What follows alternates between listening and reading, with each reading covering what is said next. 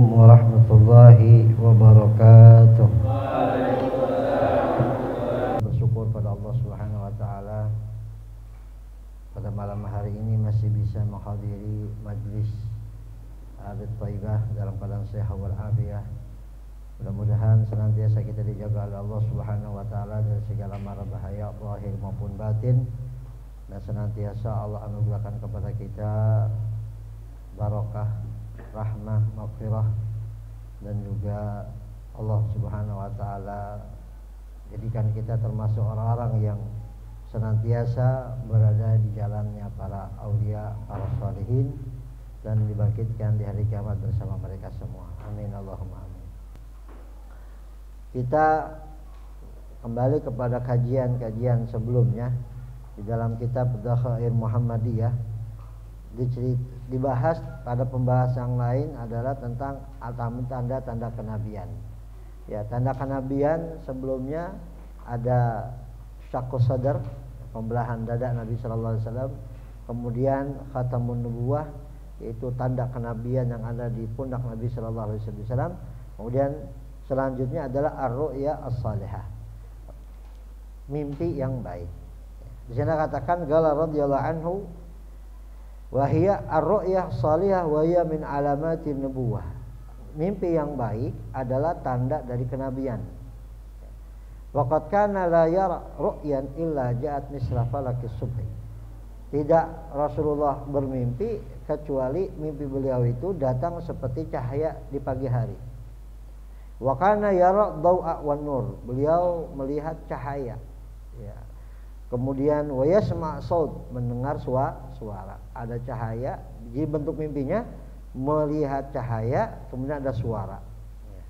Ada suara. Wa kana tusallimu alail ada suara. Maka biasa suara itu mimpi yang dialami oleh para nabi adalah wahyu. Ya, adalah perintah, adalah larangan atau berita, kabar dan sebagainya. Ya, mimpi yang dialami oleh para nabi merupakan wahyu. Adapun mimpi yang dialami oleh para sholihin, ya, para aulia as-sholihin, ya, bukan wahyu, tapi adalah bisyarah, kabar gembira. Maka dalam dikatakan oleh Nabi sallallahu alaihi wasallam, ru'yatus salihah juz'un min sittin wa arba'ina juz'an minan nubuwah. Jadi mimpi salihah itu yang dialami oleh selain para anbiya adalah bagian dari 46 bagian, ya, dari bagian para anbiya. Maksudnya apa? Bukan berarti kenabian itu terbagi-bagi, ada setengah nabi, seperempat nabi, sepertiga nabi, tidak. Kenabian itu adalah muhibah, pemberian dari Allah Subhanahu wa taala yang didapati bukan karena rajin ibadah, berakhlak mulia, tidak, tapi memang Allah khususkan. Innallaha astafa minal malaikati rasulan wa minan nasi rasulah. Allah telah memilih dari para malaikat-malaikatnya sebagai rasul, dan juga dari kalangan manusia juga sebagai rasul. Jadi tidak bisa mimpi salihah yang dialami oleh para sholihin, ya, sebagaimana dikatakan kemudian dia nabi, tidak. Jadi kalau mimpi baik yang dialami oleh para aulia, para sholihin, yang dikatakan juz'un min sittin wa arba'ina juz'an, termasuk dari 46 bagian dari dari bagian para nabi, itu maksudnya apa? Sehingga para ulama mengatakan bahwa maksudnya dari itu adalah mimpinya para aulia yang baik itu sama dengan mimpinya para nabi yang baik. Apapun bagian-bagiannya itu wallahu a'lam, hanya Allah yang tahu. Jadi mimpinya para aulia, sesuatu mimpi baiknya para aulia itu sama dengan mimpi baiknya para nabi. Namun para nabi mimpinya itu sebagai wahyu, sebagai perintah. Tapi kalau para aulia as-sholihin itu hanya sebuah kabar gembira saja dari Allah Subhanahu wa taala. Itu. Ya, ada yang menafsirkan bahwa mimpinya para aulia as-sholihin, mimpi baiknya para aulia as-sholihin ini merupakan sifat, ya, dari para nabi yang memang juga mimpi-mimpi baik. Jadi dilihat dari sisi mimpinya. Pertama dilihat dari sisi mimpinya, bahwa mimpinya para aulia salihin, ya, mimpi baik yang mereka akan terjadi seperti halnya mimpinya para nabi akan terjadi. Ya, mimpinya para nabi akan terjadi, mimpinya orang saleh juga akan terjadi. Itu seperti itu. Bukan berarti mimpinya berkat mimpi itu orang saleh menjadi nabi, enggak. Ya, nabi tetap nabi. Ya, tidak ada lagi nabi setelah Nabi Muhammad SAW. Jadi melihat sisi mimpinya para aulia salihin. Jadi mimpi baiknya para aulia salihin akan terjadi, seperti halnya mimpinya para nabi pun akan terjadi. Itu dia dari sisi mimpinya. Ada yang memaknai bahwa makna hadis yang tadi saya sampaikan adalah bahwa kebiasaan orang soleh yang mimpi baik itu sama dengan kebiasaan para nabi yang mimpinya baik. Maka itu makna dari ru'yatus salihah juz'un min sittin wa arba'ina juz'an. Jadi mimpi baik adalah bagian dari 46 bagian kenabian. Itu maksudnya artinya. Bukan berarti orang yang mimpi baik itu jadi nabi, tidak. Ya. Jadi ada beberapa makna. Jadi tentang mimpinya orang-orang soleh. Ya. Jadi kalau mimpinya para anbiya itu berupa apa? Wahyu, bisa perintah atau larangan atau kabar, ya, atau cerita dan sebagainya. Tapi kalau mimpi orang soleh bukan wahyu, hanya bisa Allah. Ya. Gitu. Jadi mimpinya Rasul bagaimana?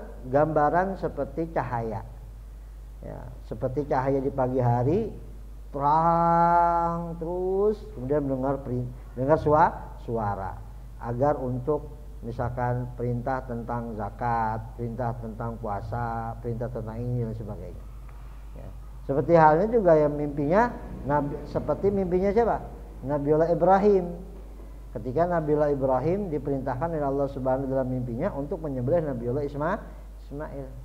Ya, Nabiullah Ismail memahami bahwa mimpinya anbiya itu adalah perintah, sehingga tanpa ada penolakan dari Nabiullah Ismail agar ayahnya menyembelih beliau. Karena mimpinya para nabi adalah perintah, adalah wahyu. Maka Nabi Ismail enggak menolak. If al-matu'mar satajid insyaallah minas sabirin. Ya, lakukan apa yang Allah perintahkan, maka kau akan mendapatkan aku sebagai orang yang sabar. Nah, itu, ya. Kemudian di antara tanda-tanda kenabian apa? Wa kanat tusallimu alil ahjar. Ya. Di antara tanda kenabian adalah bebatuan mengucapkan salam kepada Nabi Muhammad sallallahu alaihi wasallam. Dan jelas dan nyata didengar. Ya, bukan hanya Rasulullah sendiri yang dengar, yang lain pun bisa dengar. Bebatuan mengucapkan salam, kemudian pepohonan mengucapkan salam, dan bahkan bukan hanya benda-benda tersebut, namun terkadang juga binatang-binatang, ya, berbicara kepada Nabi Muhammad sallallahu alaihi wasallam. Ya, itu menunjukkan apa? Akan tanda kenabian yang dimiliki oleh Rasul sallallahu alaihi wasallam. Ya, tusallimu alaihi ahjar wal asjar, bebatuan dan pepohonan, ucapkan salam. Ya, ada satu pertanyaan, kenapa kalau kita pergi dalam satu jalan, misalkan kita jalan ke satu daerah, ya, misalnya ke Tambun. Kita ke Tambun, ya, dengan dari berangkat ke Tambun dengan pulang ke Tambun, terasa lama berangkatnya apa pulangnya? Hah? Anda tanya. Terasa lama berangkatnya apa pulangnya? Hah? Berangkatnya kan? Kenapa itu? Tapi pulangnya terasa cepat. Pulang loh udah nyampe. Tapi berangkatnya agak lama. Nah, ketika tahu lama, ya disebutkan di satu kitab itu bahwa pepohonan, benda-benda yang ada itu mengucapkan salam sama kita. Cuma kita nggak dengar. Assalamualaikum, assalamualaikum, assalamualaikum. Saya ngucapin salam sama kita. Ya antum jangan jawab. Nanti kalau jawab dikira itu ngapa? Ya, nggak wajib antum menjawab. Tapi kata ulama seperti itu. Ya, adapun waalaikumsalam, waalaikumsalam, waalaikumsalam, waalaikumsalam. Ya, udah biarkan aja, nggak perlu menjawab. Itu kata ulama karena pepohonan mengucapkan salam, bebatuan mengucapkan salam. Nah ketika kita pulang kan udah, jadi nggak perlu lagi. Jadi jalannya agak cepat. Nah, ya. Kemudian diantara sifat, diantara tanda kenabian adalah watudilluluhul ghamamah, dinaungi oleh awan. Ya, dalam cerita Nabi Muhammad SAW perjalanan beliau bersama Maisarah, ya, pembantunya Sayyidatuna Khadijah. Maisarah laki perempuan? Bang? Maisarah itu laki perempuan bang? Pembantunya Sayyidatuna Khadijah. Laki perempuan? Laki. Ya, bukan perempuan. Sebagian orang yang mengira Maisarah perempuan. Padahal itulah laki. Nama doang Maisarah. Karena nama tidak menunjukkan akan kelamin. Ya, dengan nama seperti itu. Kalau di sini Maisarah perempuan. Ya, kalau di sini namanya siapa? Laki. Maisarah nggak ada. Perempuan ada Maisarah. Tapi kalau di sana nggak mesti harus perempuan. Maisarah itu nama laki, pembantunya Sayyidatuna Khadijah. Nggak masa Rasulullah berjalan dengan perempuan, kan nggak mungkin. Ya, itu adalah laki. Nah, ketika berjalan dengan Maisarah, ya Maisarah melihat kejadian-kejadian yang aneh, yang nggak pernah dialami oleh siapapun. Di antaranya apa? Tudilluhul ghamamah. Ya, tudilluhul ghamamah, dinaungi oleh awan. Ya. Jadi yang lain nggak kepanas, yang apa ya yang sisi-sisi lain panas, tapi Rasulullah enggak. Ya, tudilluhul ghamamah, dinaungi oleh awan. Itu. Kalau kita dinaungi payung. Ya, kalau Rasulullah dinaungi oleh awan. Jadi Rasulullah nggak merasakan panas. Itu diantaranya lagi pohon. Ya, pohon dalam sebuah kisah yang pohon dekat rumah Buhaira, ya, seorang rahib Nasrani yang dia itu sengaja tinggal di situ dekat pohon karena dalam kitab-kitabnya akan datang Nabi akhir zaman istirahat di pohon itu, sehingga dia bikin rumah di dekat pohon tersebut untuk melihat Nabi akhir zaman yang akan bernaung di pohon tersebut. Ya. Ketika Rasulullah waktu itu kan masih belum memikir diri Rasulullah itu belum memikirkan sesuatu yang istilahnya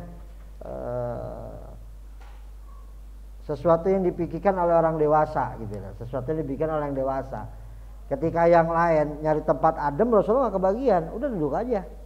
Agak panas, tapi ketika Rasulullah dia agak panas itu daunnya malah menaungi Nabi Muhammad. Yang lainnya duduk di tempat adem. Duduk di tempat adem, buru-buru di tempat adem. Rasulullah enggak kebagian. Ya, Rasulullah langsung duduk aja, agak panas. Nah, ketika agak panas itu, dedaunan yang ada di pohon tadi malah menaungi Nabi Muhammad sallallahu alaihi wasallam. Nah, dari situlah wah, itu pasti ada nabinya. Nah, itu, ya. Dan sebagainya dari tanda-tanda kenabian. Ya, mudah-mudahan kita semakin cinta pada Nabi Muhammad, berakhlak seperti akhlak Nabi Muhammad sallallahu alaihi wasallam.